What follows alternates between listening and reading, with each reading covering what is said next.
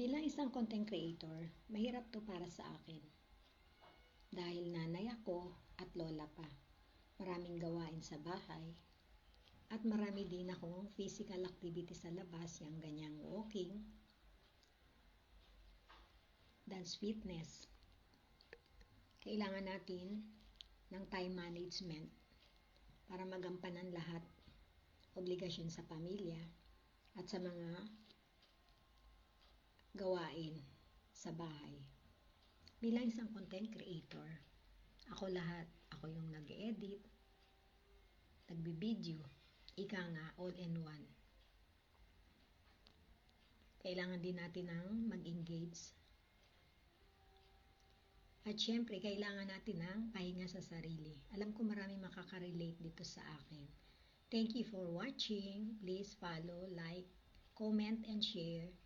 Bye-bye!